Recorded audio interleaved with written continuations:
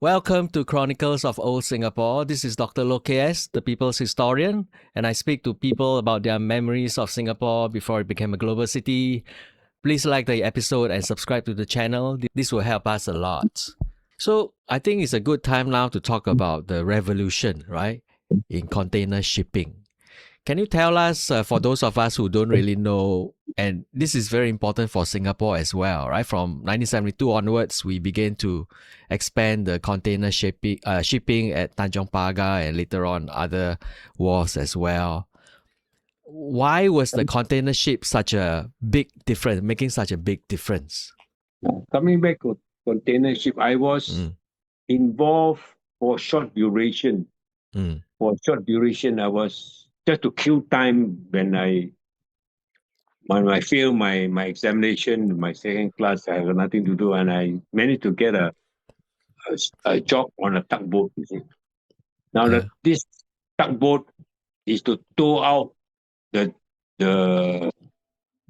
dredger, the mud, the other rubbish. At that time, they were just, I'm talking about 1968, they just starting to construct the Tanjong Pagar container berth.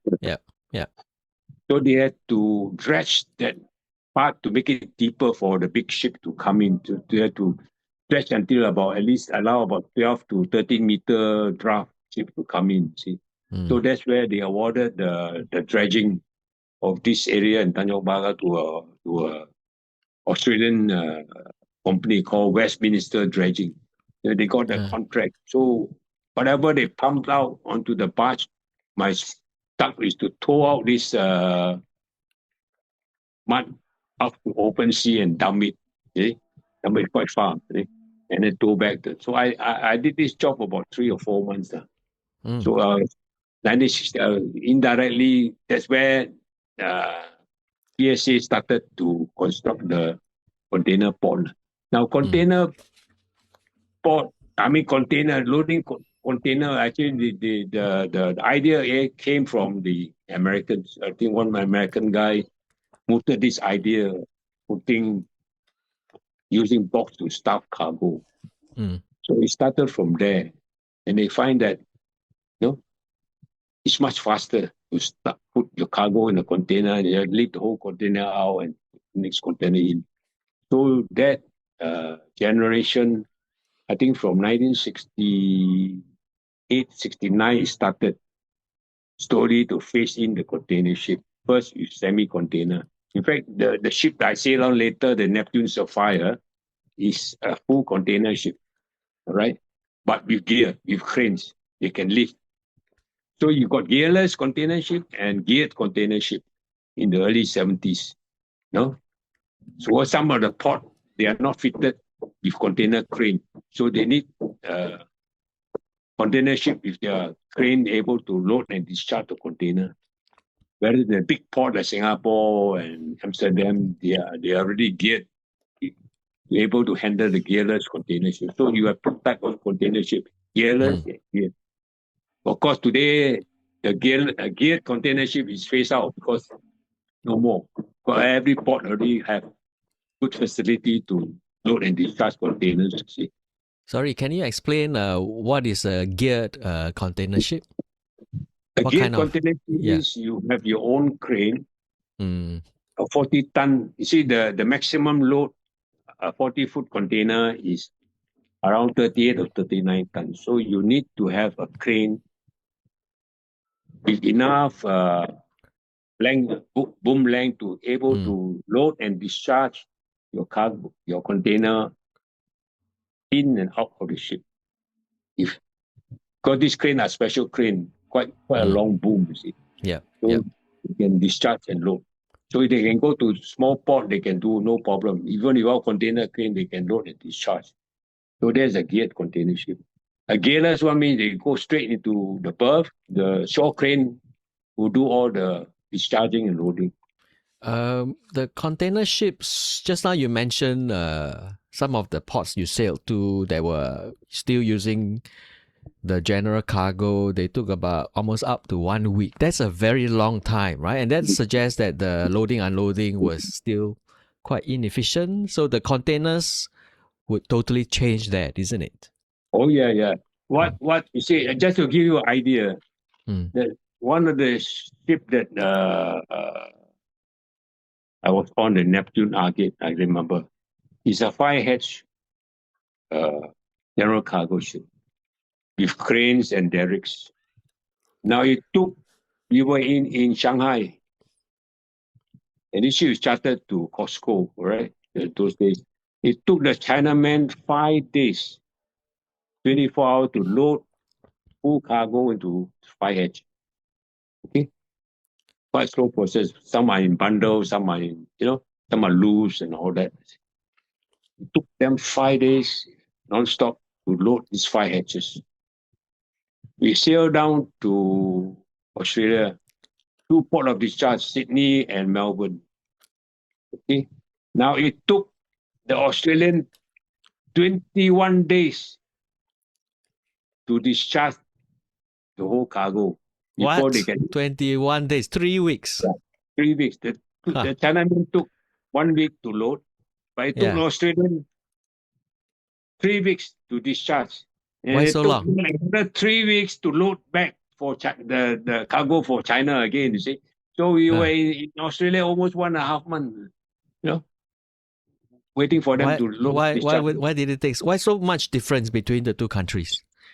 Slow lah, load Australian Uh, guy. the Yeah, dock they don't work workers. 24 hours. They don't work 24 hours. Yeah. Weekend, holiday. In fact, I remember one incident. Uh, they, they called the Melbourne Cup, Melbourne Cup racing. So Yeah. on that day, it's a weekday, you see. You know what? You know what the Australian labor just working on a cargo. You know what? They want to have a time off to listen to the race. You see. So in fact, one of them, in fact, they stop work. They stop work. Stop the cargo work. So the chief officer came to me. Say, Chief, hey, they stop working cargo. No, they're complaining your generator exhaust is blowing towards the crane. No, they can't see. It's very not healthy. So they stop work. Yeah, I said, look, I cannot. I told them, look, I cannot stop the wind. What the wind where it blows from north to south, east to west, I can't stop. So he say what to do now? They stop work. No, they stop work means the charter will off hire the ship. No, Yeah. you have to do something. I say, look, if I shut down the generator, they can't work also. So what to do? So I said, no worry. I said, you call. I said, you call all the laborers come to my cabin. I said. Uh, So we went out to tell the foreman to get everybody to my cabin. Meantime, I told my chief store, hey, chief store, get me 2 cases of beer to my cabin from the fridge. So he brought 2 cases of beer.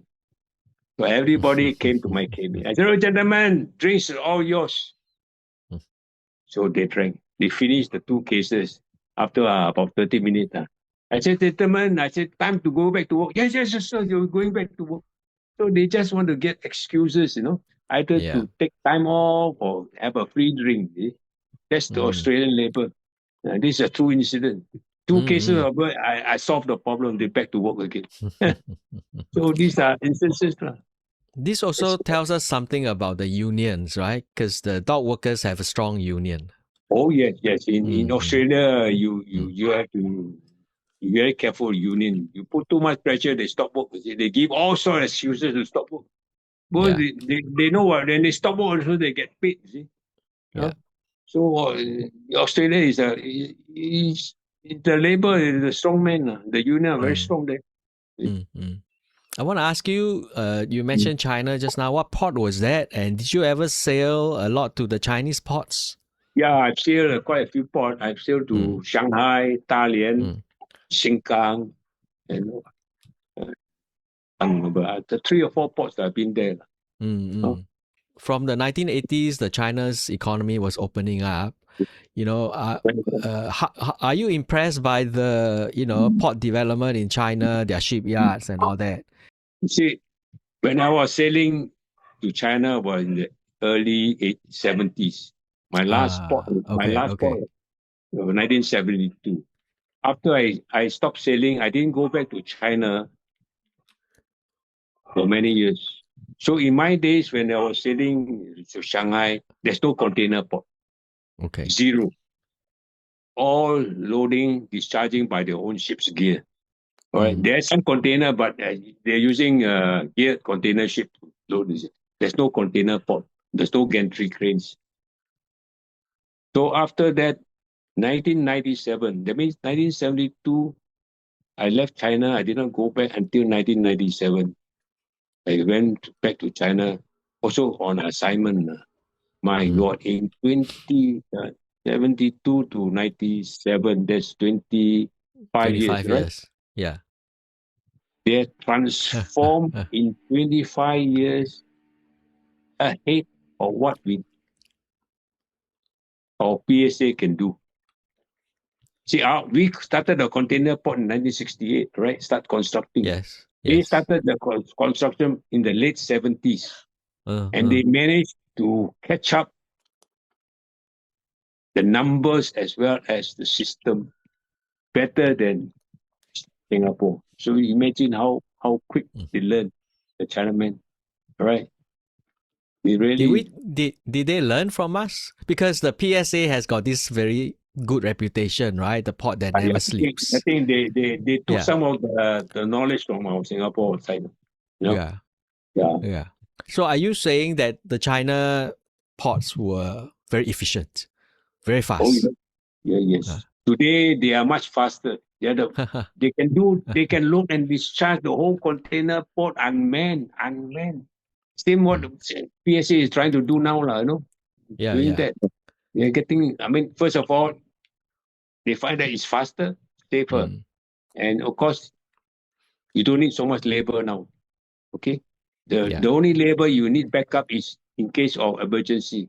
It's kind of minor breakdown, they do the correction. Right? Yeah. So Yeah. every ship that comes in, they are well planned.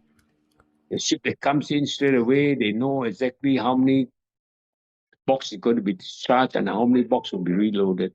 It's so well planned. See? So if Mm-hmm. AI today, I think it's fantastic.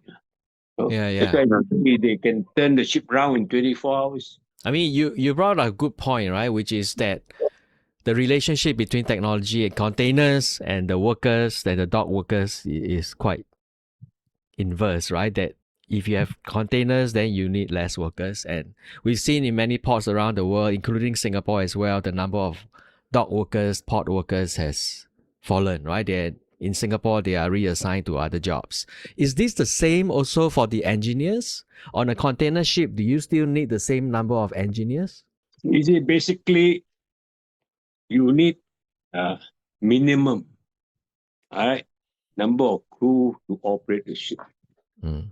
In fact, they can even operate a VLCC, the crude carrier, all right, with 16 people only, half of which are engineers, half of which are tech. Because of automation, they can run the ship unmanned, all right? It's a very good idea, minimum manpower. It was very successful, this system. But after a few years, they realized, oh shit, when there is a breakdown at sea, they got not enough manpower to do it.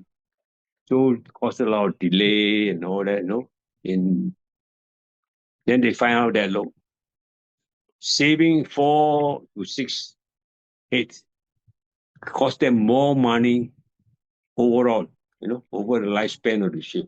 So today, they gave up the idea of running a ship with 16 men. Probably Okay. they are talking about 20 to 22. All right. But enough hands in case of breakdown, they can still tackle the job. 20 So to today, 22, is that still less than during your days? of course, much less. My days in Ah, general cargo ship, we got a crew about 32 to 36. See? So today, I think the norm is about 20 lah. 20 okay. to 22 Okay. lah. Anything you go below down to 16, you're asking for trouble. Okay. So I think the ship owner and the management company have stuck more or less to this 20 to 22 Okay. crew size. Okay. You Okay. know, able to run the ship. Okay, so how many years did you sail, and when did you decide to come back to shore? I went to sea in 67 Yeah. and 70, I stopped in 72. Okay. But later in 75, I did a relief job for another 5 months. So 75 was my last trip. I did 5 months sailing to Europe, and I brought my wife on board. You know, Mm-hmm. that was my last sea going, Okay. 1975. Was it because of family you decided to stop sailing? Yeah, in a way, Mm-hmm. And then the shore job. In fact, the shore job, I didn't even apply for shore job. When I finished in 1972, when I came back to Singapore, I was supposed to, I reclocked my class 1 sea time already, so I'm prepared to go for my exam. So I really applied for my short course in Poplar Technical College in London. Okay, Yeah. all already arranged already. But that course only started in April. So when I came back in January, I got about I need to wait 3 to 4 months before the college starts. But NOL at that time, very short of superintendent. She took me in, I said, as an assistant superintendent straight away and put me to do docking of ships in Singapore. So I Okay. did a short spell about 3 months before I went for my course in April in 1973. So when I came back after my examination, I was put as full superintendent now with NOL, also doing maintenance, docking and ship repair. And then from when I left NOL, I was pinched. I didn't apply. Somebody pinched me over to Singapore shipping. So in all my Okay. life, my working life, I've never applied. Yeah. Guys just put me in, pull me in. Of course, NOL is our pioneer shipping line, right? Can you tell Yeah. us a bit about what NOL is and what is the job like at NOL? Well, in the early days when NOL first started, I think NOL started in 1968. Mm-mm-mm. If I'm not wrong. You know, the Yep. two containers. I think the first two ships were the Neptune Zircon and Neptune Topaz. It's ex-German ship, fitted with heavy gear. I think that one they bought. Then after that, the British donated the two ships. All right, it started from there. Okay. Then after that, gradually they start buying other ships. 1970, they start building either Freedom class ships, general cargo, Jurong Mm. shipyard Okay. started to build. So I think I know ordered 4 booster the Jurong shipyard. So that's when they started the new building division, I think 1970, I'm not mistaken. No? Okay. So from there they branch out to, so they got 2 departments, maintenance one, which I am involved, and new Yeah. building new ships. And of course the Neptune Sapphire and the Neptune Emerald, they were the first 2 container ships built in Finland. And that's Mm. where the Neptune Sapphire broke the bow in the south, Cape of Good Hope, and lost one Mm. section of the ship. Lost one section of the ship. The bow area and the normal one hand broke off, stung Uh-huh. Wow. due to bad weather Okay. and due to bad design, I would say bad Huh. design. Oh my gosh. In fact, that ship I was supposed to sail on, no, but I said no, I'm going for my exam. I can't join the ship. Did anyone die? No, it was lucky in the sense that Huh. this happened during night time. That means there's no crew on the forward part of the ship. Most of them Oh, were okay. already retired after Right, right, dinner. right. Had it happened during the daytime, you may have 1 or 2 crew in the forward part of the ship, you see. My gosh. And I think partly due to poor design of the ship. No? I don't want to name who were the people Yeah. involved in the supervision or who approved the design. It's something quite different uh, design. See, Yeah. when you build a ship, whether it's a container ship or a tanker, you have two systems of construction. One is what you call a transverse construction, transverse, right? The other one is called a longitudinal construction. Okay, most ships are built either way, either this or that, depend on the cost and all that.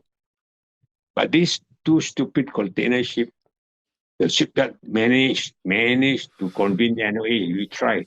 We built the front part on transverse, and the second hatch to the stern longitudinal strengthening, you call it. No? So somehow or another, they approved the design. That's where, during bad weather, that's where this front part broke off. You cannot have two Gosh. designs. No?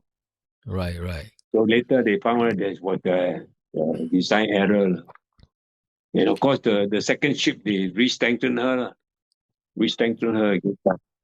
I want to ask you, we often talk about Singapore's shipbuilding and ship repair industry. Did Singapore build a lot of ships? Yeah, in the early days, it started Mm, from Jurong Shipyard, actually. Jurong Shipyard was first shipyard to build the big ship. I mean, in the early days, we still have like building tugboats and barges and all that, and Tanjung Rule, all these small shipyard they do. But for yeah. building cargo ship, I think the Okay. Jurong Shipyard started it during the Freedom class. That was the first time they got into. Of course, later they also built some tankers and all that. Okay, okay. And then And also, of course, later on they went into rigs, rigs building, which was very successful. right, right. Can you explain to us the business, right, of shipping, the NOL's business? I mean, NOL appeared in a kind of a global business, right? I mean, there were many major Western shipping lines already. So, how did NOL manage to succeed despite this competition? I mean, what was the business like? How do you become profitable as a shipping line? Now, the biggest, when NO first started Mm, and later on progressed, initially was very good. Okay, of course, we started with the ship, general cargo ship, and went into semi-container and a full container. And mm, then they also went into tanker. All right, dirty tanker, buy a dirty tanker first, operate, get experience. Then they yeah. went into clean tankers, okay, chemical tankers constructed in Denmark and all that. And then they have what you call the Eagle tankers. Mm, They are big tankers, but used for feeder, okay? And so you have tankers, dirty, clean, chemical tankers, container ships, So it's quite a good mixture. mm, Then it's, and they found that now in shipping there is always a cycle, okay? What I call a 7 year or 9 year cycle, up and down it goes.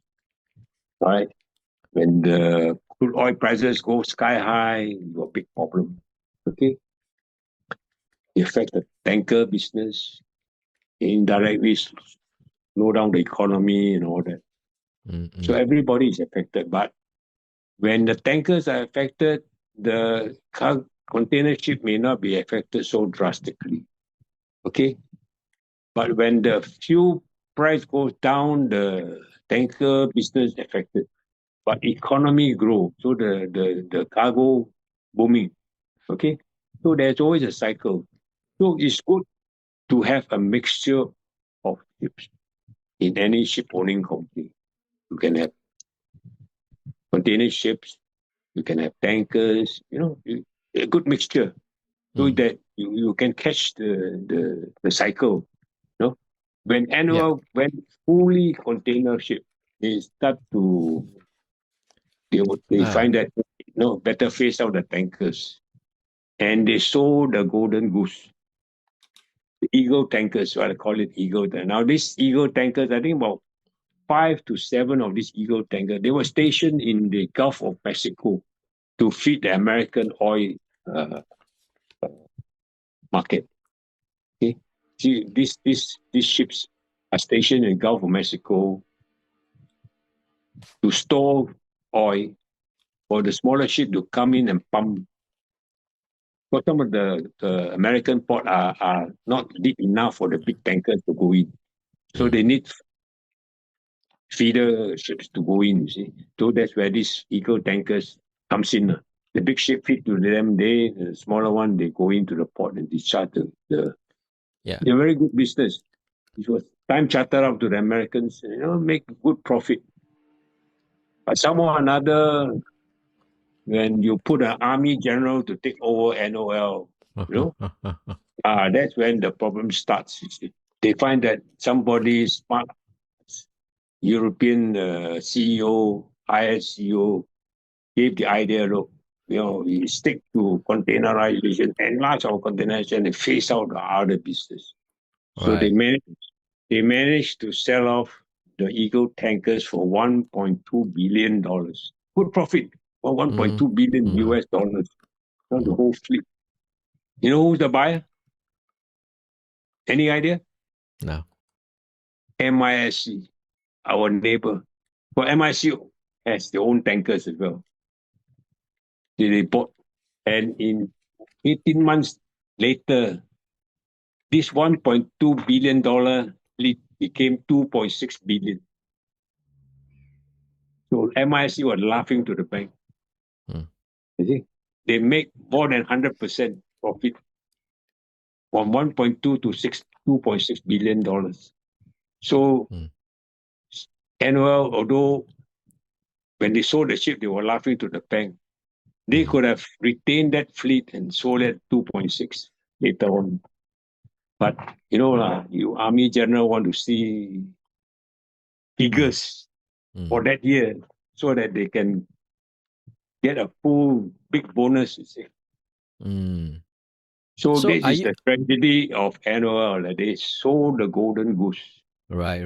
But are you Then saying that everything pushed to container operation? yes. Now, operating a container fleet, you're not only thinking of your ships, okay? First, of course, the most important part is the ships, all right? Then you have to look at the size of the ship to build, to operate, which is the most economical to operate. Then you need backup transportation, all right?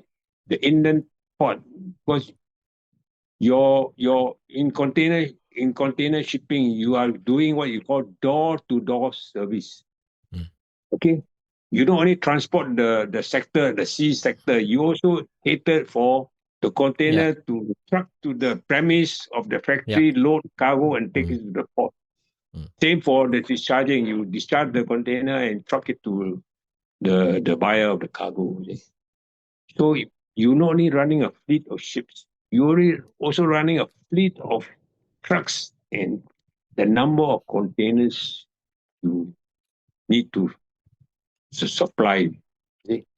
So become a very big, you need a very big organization to run a container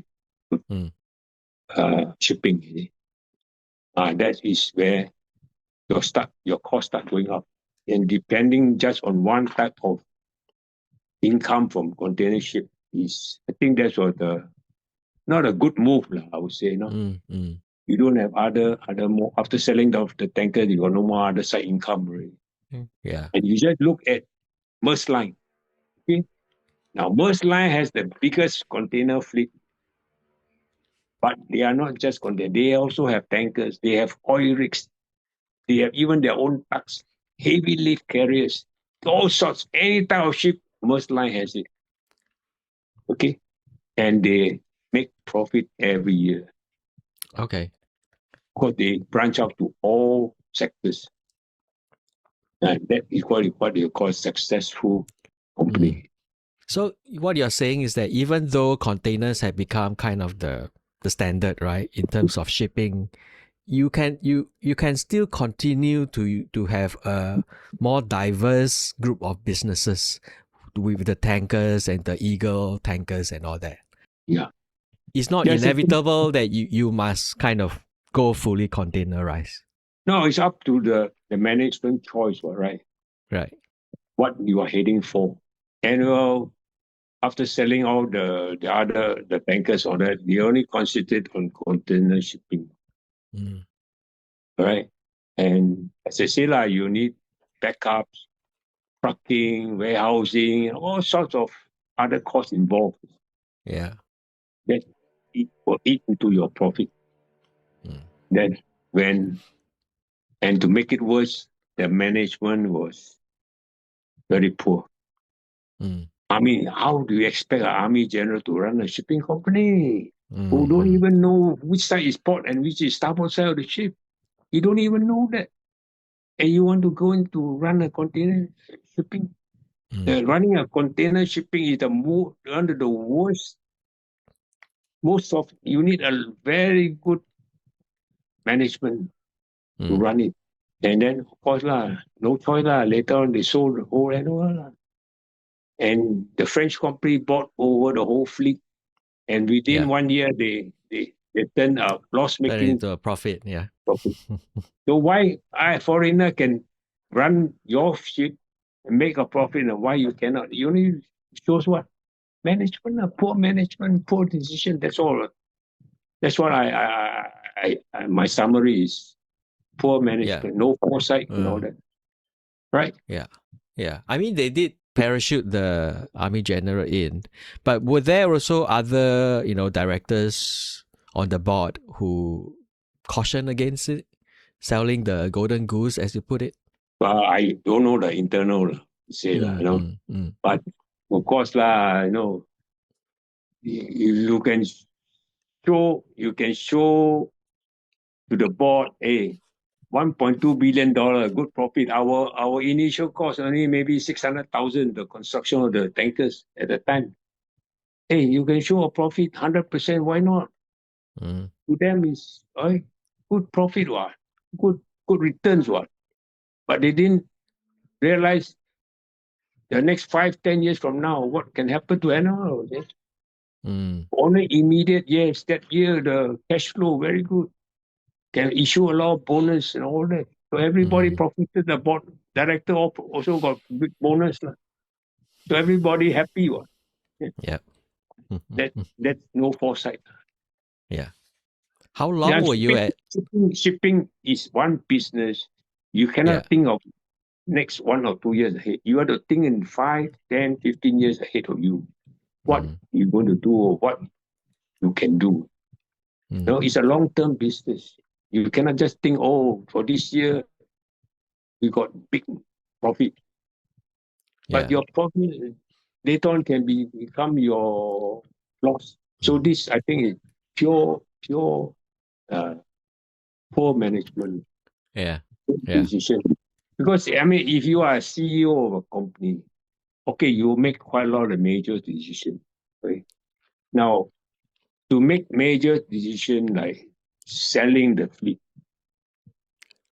is a major decision. You must have weighed the consequence. Is it the right move presently, and what you're going to do next?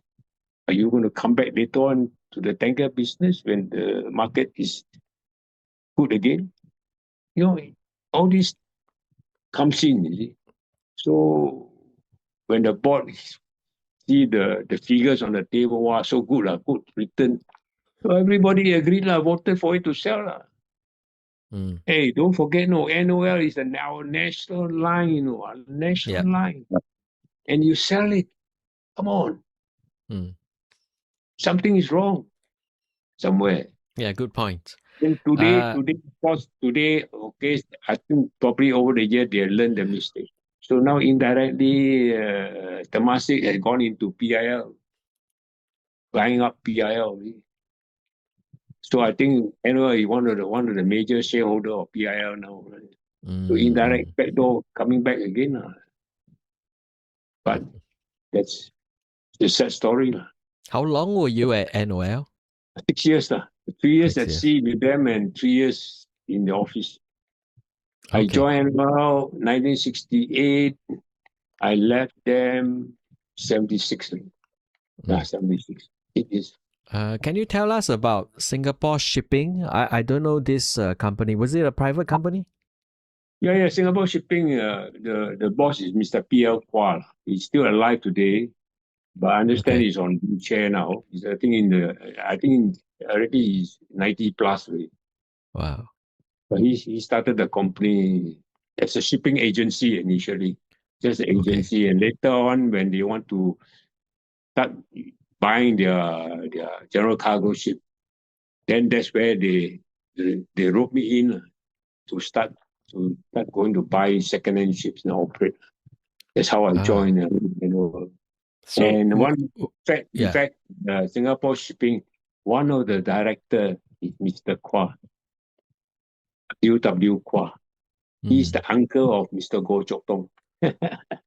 So you were buying cargo ships while you were there? Yeah, Mm. when I that's where my experience come in. When I joined Singapore Shipping, whenever Yeah. they want to buy a ship, I was the first one to go out and do the inspection and make sure that the condition is good enough before we buy. Mm. So that's where I built up my experience in inspecting ship for buying, for Mm. purchasing, Mm. which came in handy later on when I went on my own. You see? So Right, this right. experience came in where I can practice the what you call pre-purchase inspection. In fact, I did such a good job. I even gave lectures on this topic in Poly one time, Mm. how to buy second-hand ships or Correct, how correct. to buy and sell. Yeah. What are some of the tricks to know when you are inspecting the ship? Well, before you inspect the ship, you already got roughly the idea, the type of Mm. ship. First, you look at the age of the ship, where it was built, how old is she now? You're buying over 5-year-old or 10-year-old or 15-year-old ship. So I bought ships at 5-year-old, 10-year-old, 15 years old. All right. So depends.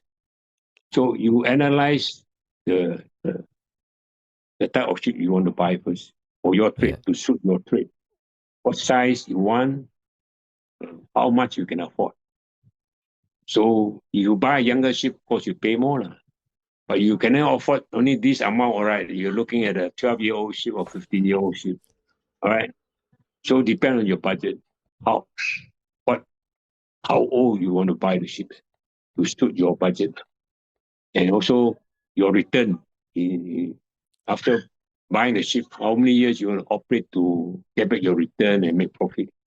So all this you have to study. Mm. So basically, I look for ships within the range of the buyer budget. Then I inspect, go down, or you fly out, visit the ship. Now, when you do the inspection of the ship, you inspect the ship either at the anchorage or inside a port alongside. So the main engine is not running. Okay, stop. So the only thing that is running is the generators. That's all. Ship's working cargo. So you only can do the inspection, whether Mm. it's a cargo ship or tanker. A tanker, you are more concerned with the cargo tanks, ballast tanks. But when you inspect, let's say a tanker, now the owner only allow you to inspect one or two cargo tank and one or two ballast tank. That's all. But for you to go in there to gas free the ship, gas free the Yeah. tank, it's quite a lot of work involved. So you only allowed to do it. So you inspect the tank, the transport tankers, and then of course maybe you spend another 30 minutes walking around engine room, looking at it, how engine, look at the logbooks, study the history of the maintenance and all that.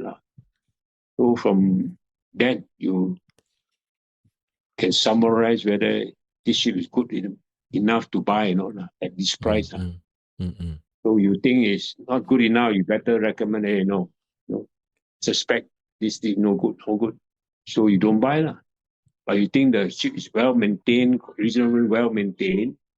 Sometimes you're talking to the crew, to the engineers, you also find out some idea about the Okay. condition of the ship. Yeah. Yeah. So that helps. So from there, then you recommend it to buy. And the buyer and the seller will have to negotiate the price. Then Yeah. after that, if it's successful, then you got a time frame to take over the ship. 1 or 2 months later. No? So that what you Yeah. call pre-purchase inspection experience, I gained quite a lot. And then eventually you decided to come out on your own and set up your own business, right? Yeah, after working in Singapore Shipping, I joined Singapore Shipping in 1976. Progressively expanded, and then started with the Thai partner, what you call Regional Container Line, RCL. Now, you look at RCL now today, it's quite a big company now, okay? But actually, the idea came from Singapore Shipping. So we got hold of the Thai partner and started this. So initially we buy second-hand container ships, feeder, smaller ship, feeder container, feed cargo from Singapore. Initially, it was the cargo from Singapore to Bangkok. Say, initially we bought second-hand ship and then after some time start to buy new ships. Order ships from Korea, from China and all that.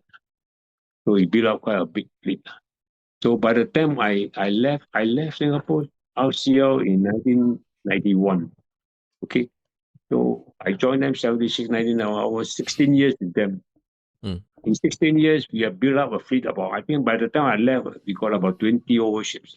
Mostly feeder container ships. Some are geared, some are gearless. I started my own management company. Call it Odesta Private Limited. Sorry? Odesta. Odesta Private Limited. Odesta, Odesta. I started my own management. I moved out.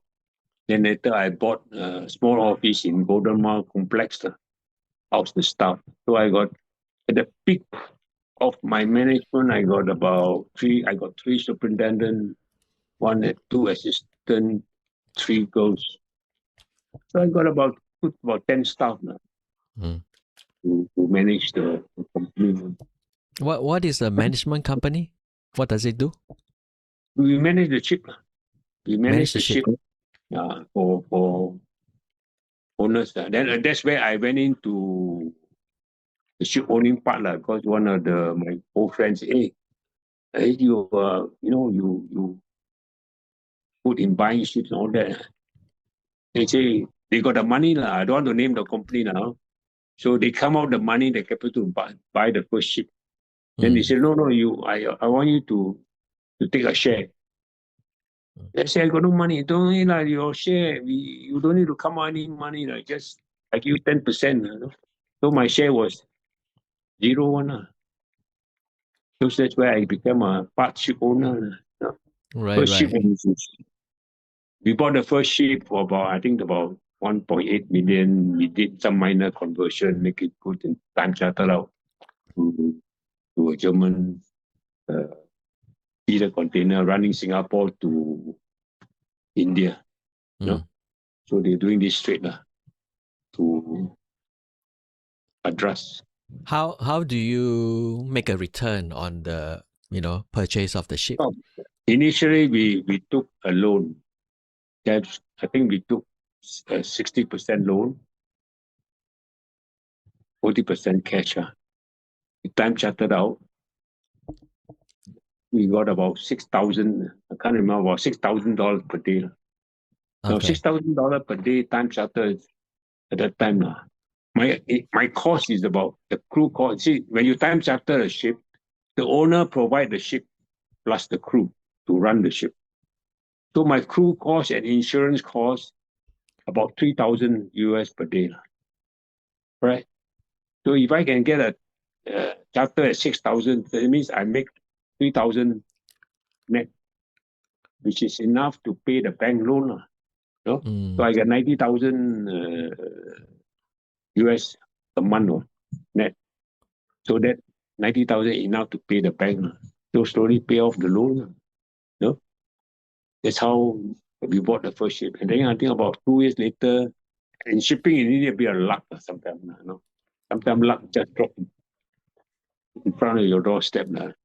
It so happened that one small container ship, I think about 400 TEU, gearless. This one is gearless one, no gear one.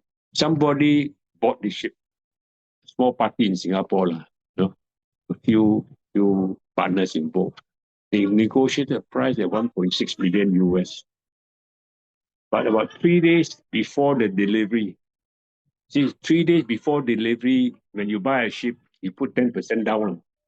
The balance of the 90% must be paid into a joint account 3 days ahead of the delivery to make sure the money is in.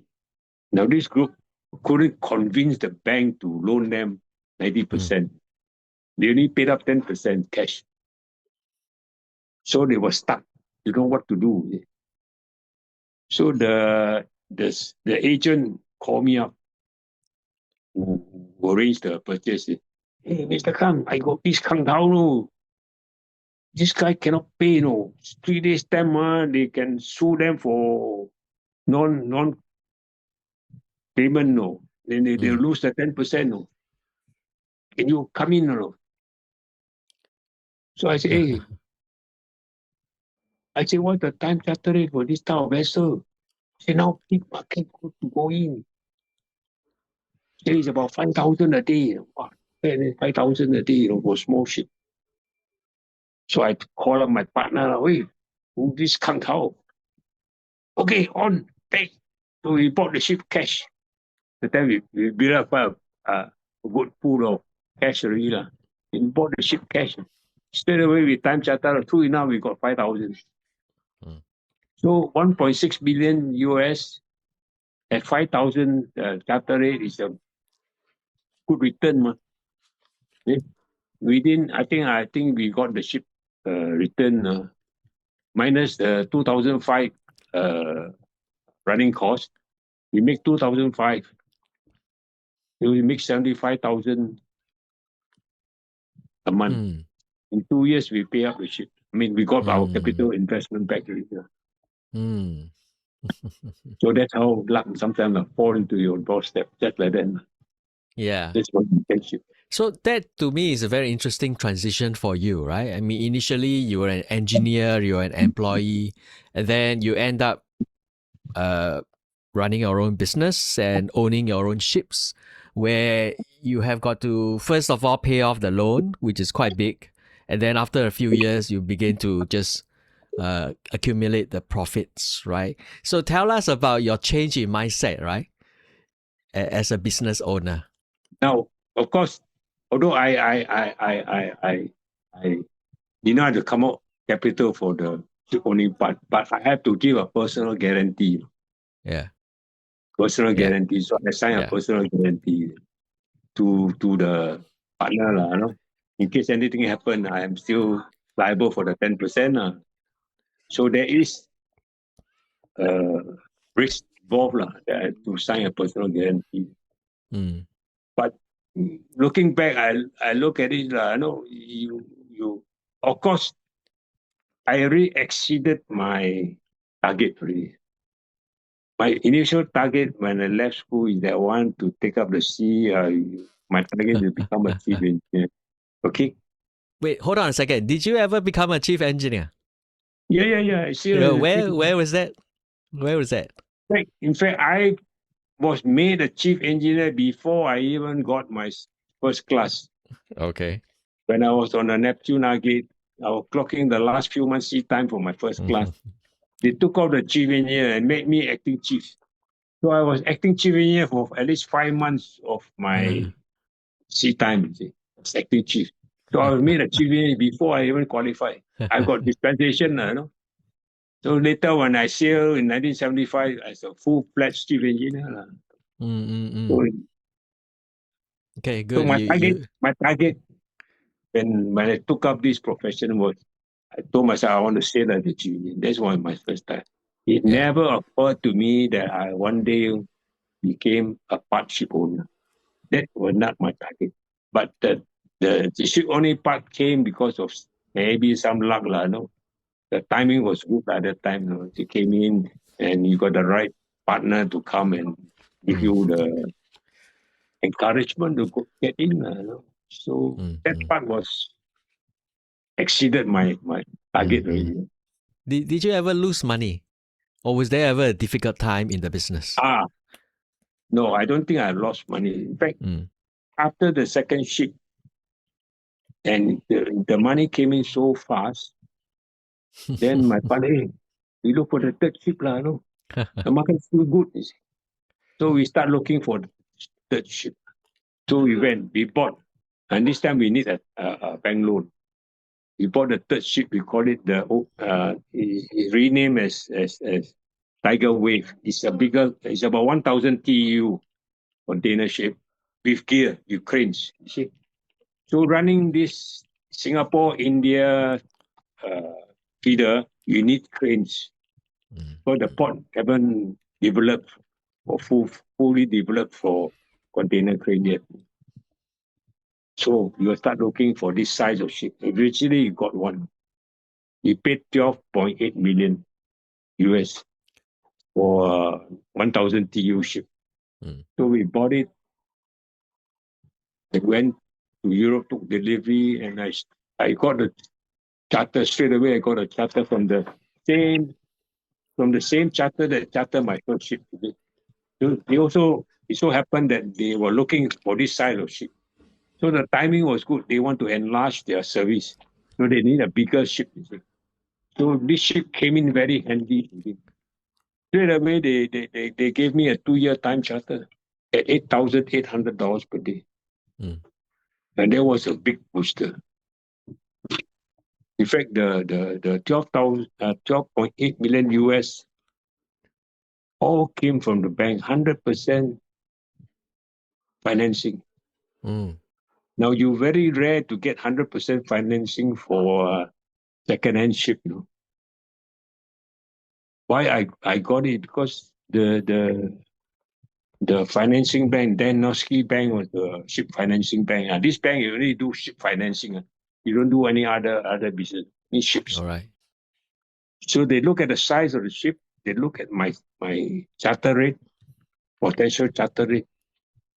He said, look, you take the ship 100% loan. So we didn't even come out any money from buying the third ship. So we got the charter, we sailed back. So after 1 or 2 months, I start calculating my cash flow for the third ship. So at 8,008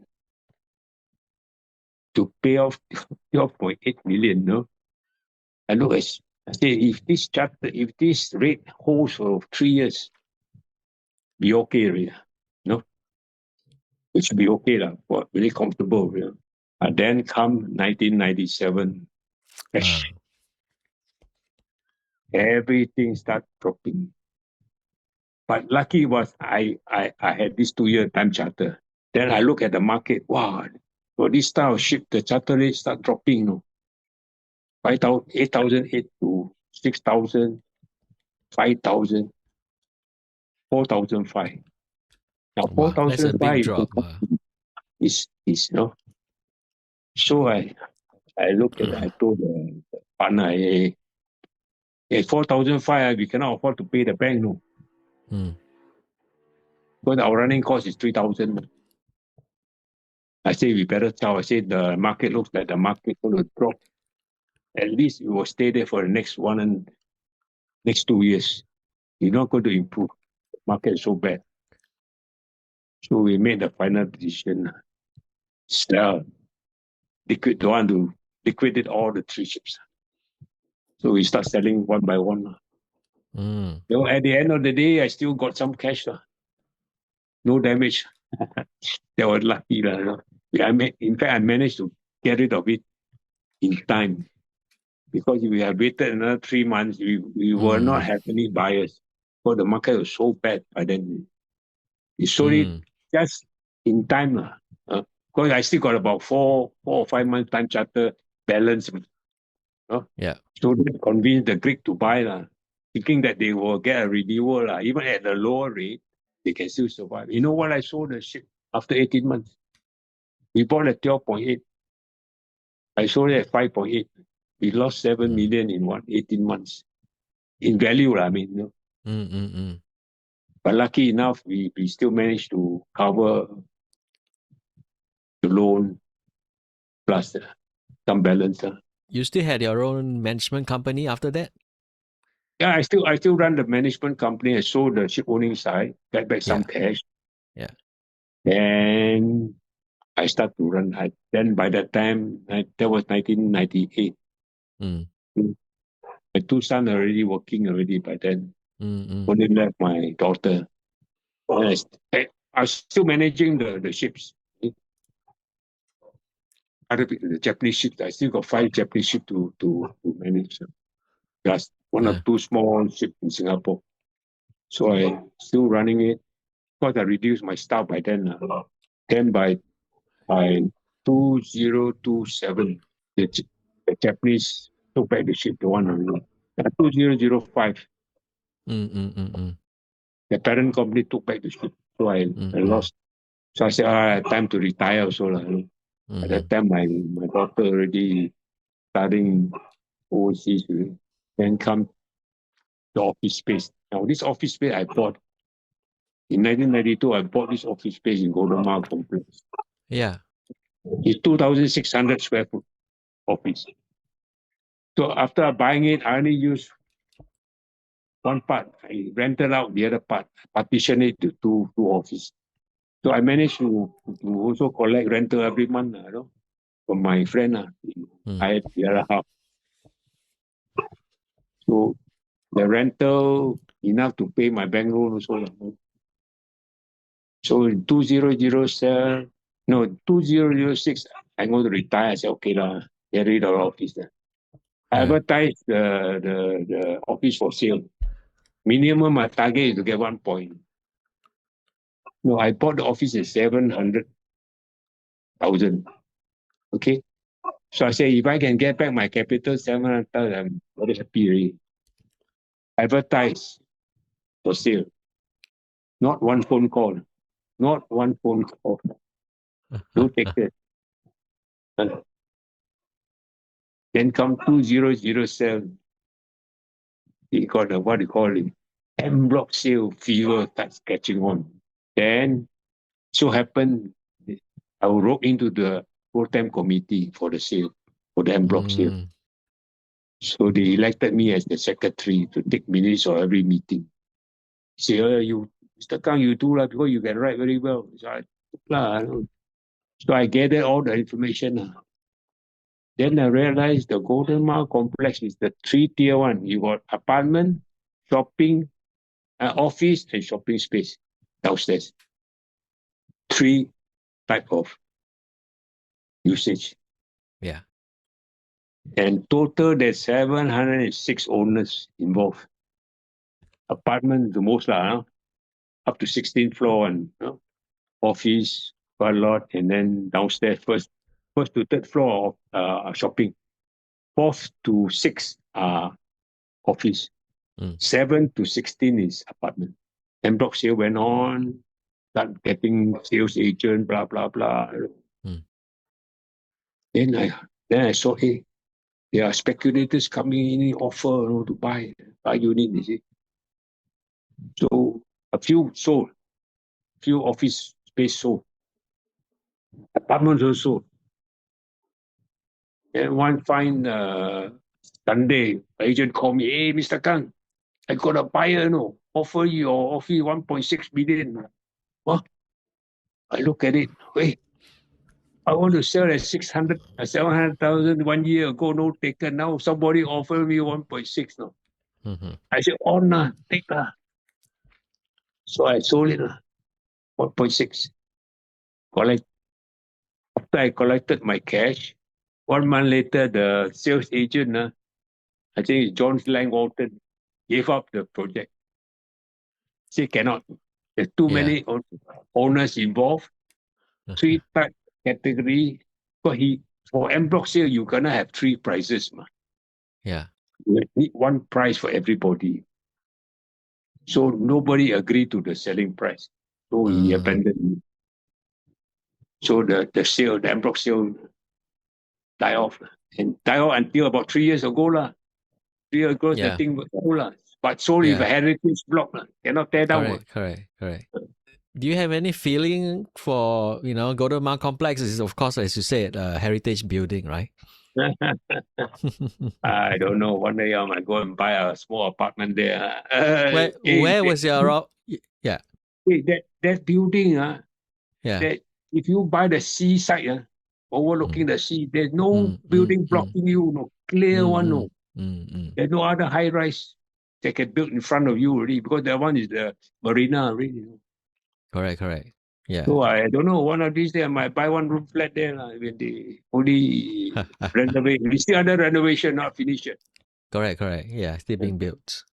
So that's one more. Where was your office? Which floor was it on? Fourth floor. Fourth floor. Okay. So would you say mostly throughout your career and business, you have been, except for 97, right? You have been mostly quite lucky. Yeah, I know. In a sense, I'm blessed.